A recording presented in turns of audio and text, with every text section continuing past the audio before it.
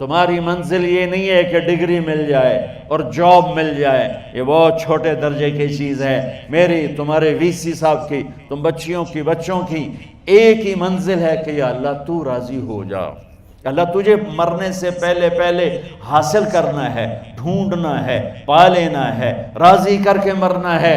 لیتک تحلو والایام مریرۃ ولیتک ترضی والانام غضاب ولیت الذی بینی وبینک عامر وبینی وبین العالمین خراب ولیت الشراب من ودادک صافیا وشربی من ماء المعین السراب فاذا صح منک الود فالکل حین وکل الذی فوق التراب التراب۔ اللہ کو پاتے ہوئے جو سودا کرنا پڑے کر جاؤ۔ عبداللہ بن حذیفہ کو رومیوں نے پکڑ لیا، صحابی ہیں، ان کو آگ میں ڈالنے لگے تو وہ رو پڑے، تو لوگوں نے رومی بادشاہ سے کہا کہ یہ رو پڑا ہے، ڈر گیا ہے، ان کا لے آؤ، میرے پاس لے آؤ۔ ان کو واپس لائے تو رومن بادشاہ نے پوچھا کیوں روئے ہو، موت سے ڈر گئے ہو؟ کہنے لگے موت تو ہمارے لیے سب سے بڑا تحفہ ہوتا ہے، میں اپنی بے بسی پہ رویا ہوں۔ کہ کیا بے بسی ہے؟ کہ بے بسی یہ ہے کہ ایک جان ہے آگ میں گرتے ہی جل کے راکھ ہو جائے گی، کاش میرے جسم پر جتنے بال ہیں اتنی میری پاس جانیں ہوتی اور میں ایک ایک جان کو اللہ کے نام پہ قربان کرتا۔ آج مرنے کا مزہ نہیں آ رہا، اس پہ رویا ہوں۔ تو بادشاہ اتنا حیران ہوا، اس نے کہا تو میرا ماتھا چوم دے اور میں تمہیں آزاد کرتا ہوں۔ تو اس کا ماتھا چوما، انہوں نے چھوڑ دیا۔ 2000 سال پیچھے چلے جائیں، فرعون دنیا کا واحد انسان ہے جس نے کہا انا ربکم الاعلی، میں سب سے بڑا رب ہوں، اور اپنے آپ کے رب ہونے کا دعویٰ انسانوں میں صرف فرعون کا ہے۔ اس کی باندی مسلمان ہو گئی، موسیٰ علیہ السلام کا کلمہ پڑھ لیا، ایمان چھپتا نہیں، وہ پتہ چل گیا۔ فرعون نے اس کو پکڑوایا، اس کی 2 بچیاں، ایک دودھ پیتی ایک ساتھ چلتی، اور اس نے اپنے دربار میں کڑاہ میں تیل ڈلوایا، نیچے آگ لگوائی، تیل ابلنے لگا۔ جب وہ پوری طاقت سے ابلنے لگا تو اس نے فرعون نے اس عورت سے، اس باندی سے کہا یہ آگ تیرے سامنے ہے، جلتا ہوا تیل، موسیٰ کے رب کو مانے گی تو پہلے تیری بچیوں کو جلاؤں گا پھر تجھے جلاؤں گا، اور اگر مجھے رب مانے گی تو تیرے گھر کو سونے چاندی سے بنا دوں گا، تیرے گھر کو سونے چاندی سے بھر دوں گا۔ اللہ کا پا لینا یہ میری آپ سب کی معراج ہے، اور اللہ کو کھو دینا میرے آپ سب کے لیے ہلاکت اور تباہی ہے۔ سنو اس نے کیا کہا؟ اللہ نے اپنی محبت کو ماں سے تشبیہ دی ہے، باپ سے نہیں دی، اور چھوٹا بچہ زیادہ ممتا کو لیتا ہے۔ وہ کہنے لگی فرعون یہ تو میری 2 ہیں، میری 100 ہوتی تو اللہ کے نام پہ آج میں قربان کر دیتی۔ فَقْضِ مَا أَنْتَ قَاضٍ، کر جو تجھے کرنا ہے۔ تو پاگل ہو گیا، غصے میں کہنے لگا اس کی بڑی بیٹی کو ڈال دو۔ تو انہوں نے اس کو یوں ٹانگوں سے پکڑا اور وہ چیختی چلاتی ہوئی تھی۔ ماں کا ایک بول اس کی جان بچا سکتا تھا، اور پھر گھر جا کے توبہ کر لیتی اور کہتی اللہ مجھے معاف کر دے، میں نے کلمہ کفر کہا۔ اس کو ٹانگوں سے پکڑا ہوا ہے، اس کے ہاتھ نیچے جھول رہے ہیں، اور وہ اماں بھی کہہ رہی کہ مجھے بچا لو۔ ماں نے اپنی آنکھوں سے بچی کو تیل میں یوں ڈوبتے دیکھا، اور پھر وہ ابھری جیسے مچھلی تلنے کے لیے، جیسے مچھلی تلی جاتی تو باہر آ جاتی، اوپر آ جاتی، تو وہ ایسے بلبلے اٹھ رہے تھے۔ وہ ایک ہی لمحے میں اس کی تو جان گئی، ایک آنسو کا قطرہ اس نے نہیں نکلنے دیا اپنی آنکھوں سے، اور اپنے دل کو جب مضبوط کیا تو میرے رب کی غیرت، میرے رب کی رحمت محبت حرکت میں آئی۔ اللہ نے ماں کی آنکھوں سے پردہ ہٹا دیا، اور ماں نے اپنی بیٹی کی روح کو نکلتے دیکھا، اور وہ کہہ رہی ہے اصبری یا فَإِنَّ لَكِ مِنَ الْأَجْرِ كَذَا وَكَذَا۔ ماں جی ڈرنا نہیں، صبر کرو، جنت تیار ہے، جنت تیار ہے۔ اور شروع معصوم بچی کو تو پتہ بھی نہیں تھا کہ کیا ہونے والا ہے، اس کو پکڑ کے یوں ڈالا، اس کی تو آہ بھی نہ نکلی، اور وہ مچھلی کی طرح تلی گئی۔ اب پھر ماں کا کلیجہ پھٹا، اللہ نے پھر آنکھوں سے پردہ ہٹایا، اور انہیں اپنی بچی کی روح کو نکلتے دیکھا، اور وہ کہہ رہی اسبری یا فإن لک من الاجر کذا و کذا، ماں جی تھوڑی دیر کا صبر، جنت تیار ہے، جنت تیار ہے، جنت تیار ہے۔ اللہ کو پایا سب کچھ پایا، اللہ کو کھو دیا سب کچھ کھو دیا۔ جب اس کو پکڑ کے لے جانے لگے، اس نے فرعون کو دیکھا، فرعون اس کی آنکھوں میں آنکھیں نہیں ڈال سکا، نظریں نیچے ہوں گی اس کی۔ کہنے لگی میری ایک بات مانو گے، میری ایک خواہش پوری کرو گے؟ فرعون نے پوچھا کیا؟ کہ جب میں بھی جل جاؤں تو میری اور میری بچیوں کی ہڈیوں کو اکٹھے دفن کرنا، باہر پھینک نہ دینا، دفنا دینا۔ فرعون نے کہا تمہاری یہ خواہش پوری کی جائے۔ انہوں نے کہا پیچھے ہٹ جاؤ، میں نے اللہ کو جان دینی ہے، مجھے دھکا دینے کی ضرورت نہیں ہے، میں اپنے اللہ سے ملنے جا رہا ہوں۔ سبحان اللہ، جب اللہ مطلوب ہوتا ہے تو موت محبوب بن جاتی، جب اللہ کی نافرمانی ہوتی ہے تو موت سے نفرت ہو جاتی ہے، مرنا عذاب نظر آتا ہے۔ وہ چھلانگ مار گئی، اللہ اکبر کا نعرہ لگاتی ہوئی، ہڈیاں ادھڑ گئیں، گوشت ادھڑ گیا، ہڈیاں باقی رہ گئیں۔ فرعون نے کہا ایک ہی جگہ ڈال دو، سب کو دفن کر دو۔ دفن 2000 سال کے بعد، بچوں بچیوں 2000 سال کے بعد، موسیٰ علیہ السلام کے 2000 سال کے بعد جناب رسول اللہ صلی اللہ علیہ وسلم دنیا میں تشریف لائے۔ 40 سال کی عمر میں نبوت ملی، 50 سال کی عمر میں معراج ہوا، 2050 سال کے بعد میرے نبی کی سواری بیت المقدس جا رہی ہے، اور بیت المقدس پر جب وہ اوپر پہنچے ہیں تو مصر وہاں سے قریب ہو جاتا ہے۔ جب وہ اترنے لگے تو میرے نبی نے کہا جبریل جنت کی خوشبو آ رہی ہے، جبریل جنت کی خوشبو آ رہی ہے۔ کہاں سے آ رہی ہے؟ ابھی تو جنت اوپر ہے، ابھی تو اوپر جانا ہے، تو یہ زمین سے جنت کی خوشبو کیا آ رہی ہے؟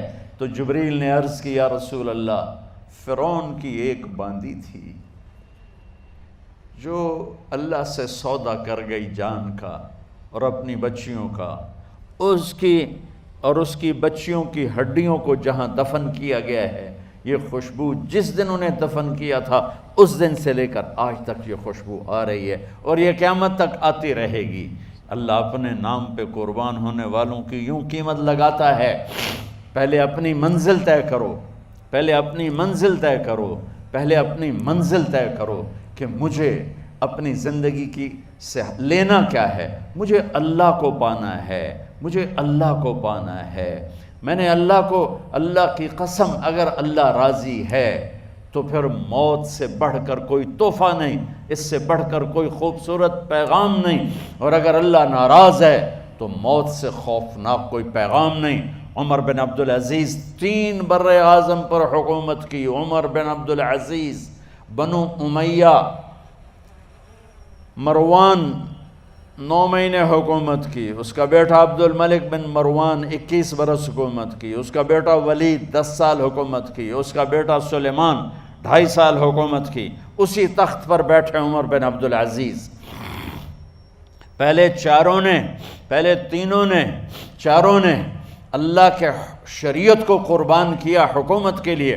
عمر بن عبدالعزیز نے اپنے آپ کو قربان کیا اللہ کے لیے، حکومت کو پاؤں کے تلے رکھا اور اللہ کی رضا کو سامنے رکھا۔ ان کو زہر دیا گیا۔ جب ان کی موت کا وقت قریب آیا تو انہوں نے رجا بن حیوہ کو بلایا۔ سننے والی بات ہے بچوں، ان سے فرمانے لگے سنو، میں نے 3 بادشاہوں کو قبر میں اتارا۔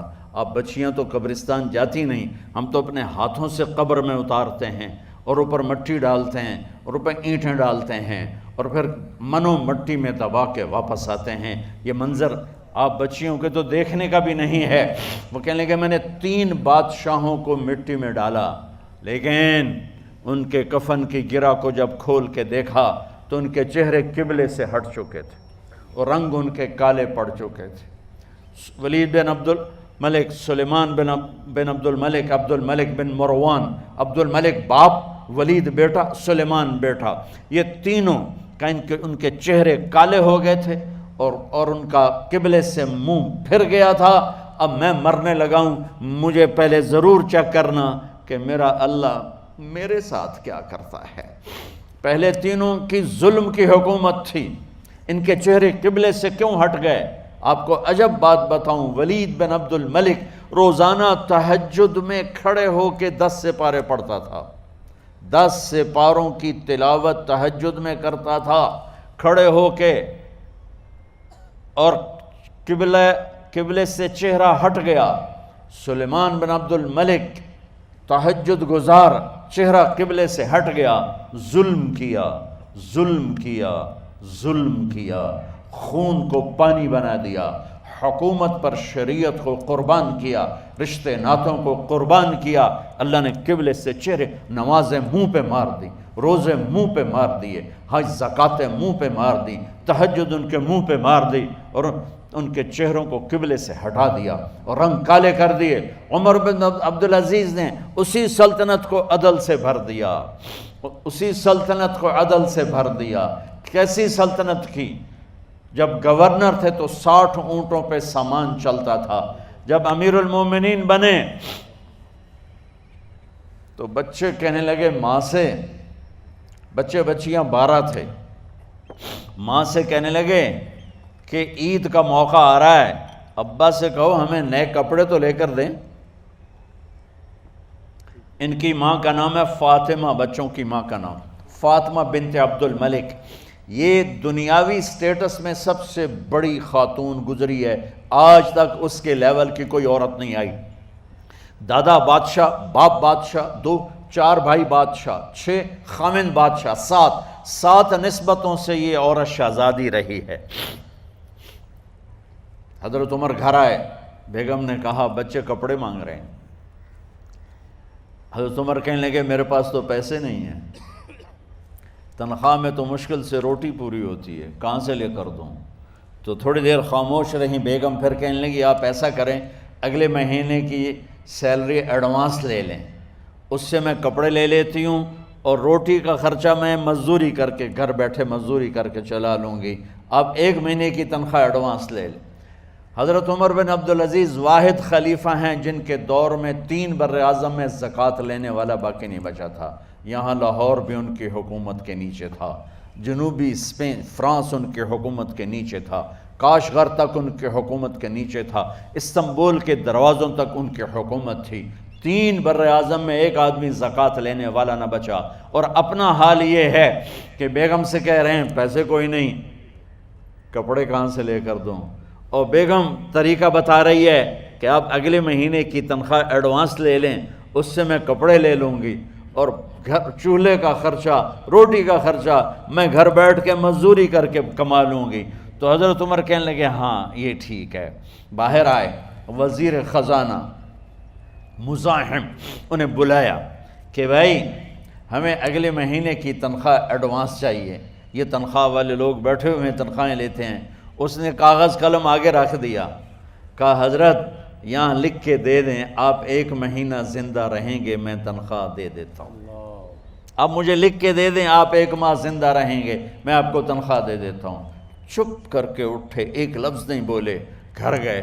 حضرت اپنی بیگم فاطمہ سے کہا بیگم بچوں سے کہہ دو کہ باپ کے پاس کپڑے لے کر دینے کی سکت نہیں ہے، اور خزانے ایسے بھرے پڑے تھے کہ زکوٰۃ لینے والا کوئی نہیں تھا۔ عید کی نماز ہوئی، نماز کے بعد جب ساری فیملی ملنے آئی اور بچے بھی ملنے آئے تو ان کو دیکھ کر ان کی آنکھوں میں آنسو آ گئے۔ کہنے لگے بچوں آج تمہیں دکھ تو ہوگا اپنے باپ پر کہ ایک جوڑا کپڑا بھی لے کر نہ دیا عید کا۔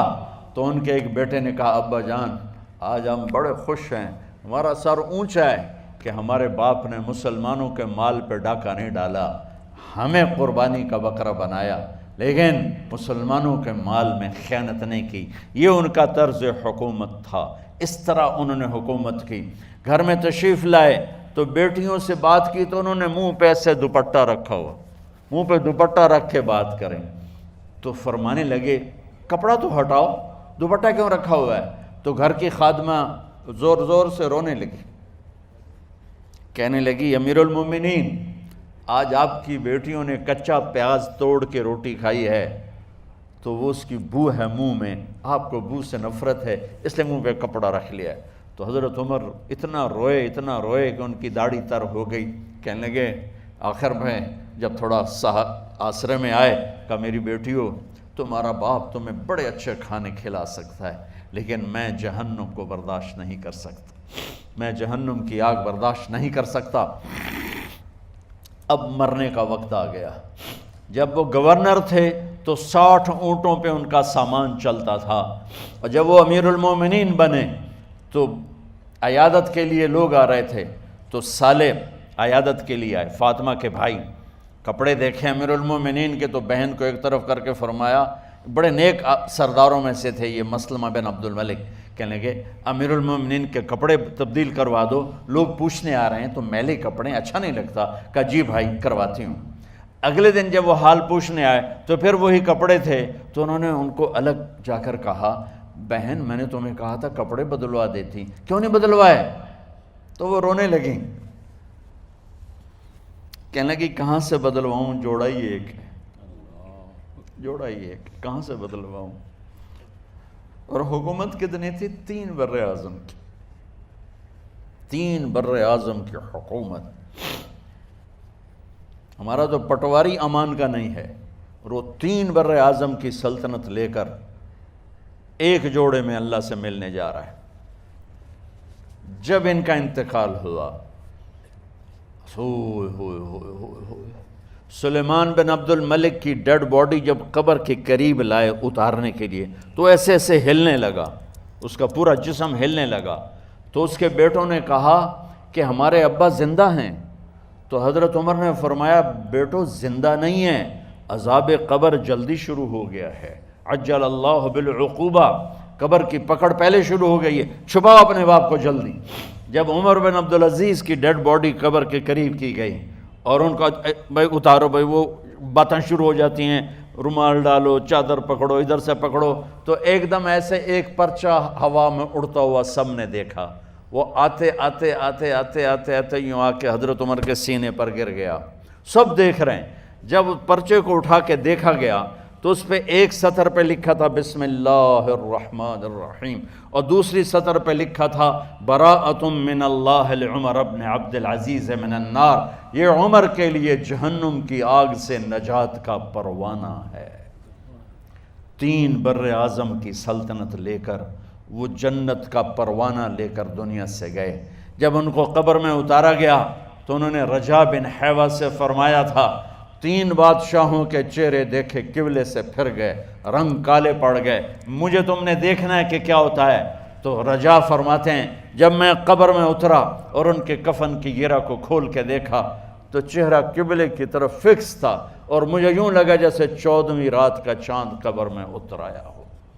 میرے عزیزو، طلبہ و طالبات، اللہ کو اپنی منزل بناؤ، اللہ کو اپنی منزل بناؤ، اللہ کو اپنی منزل بناؤ۔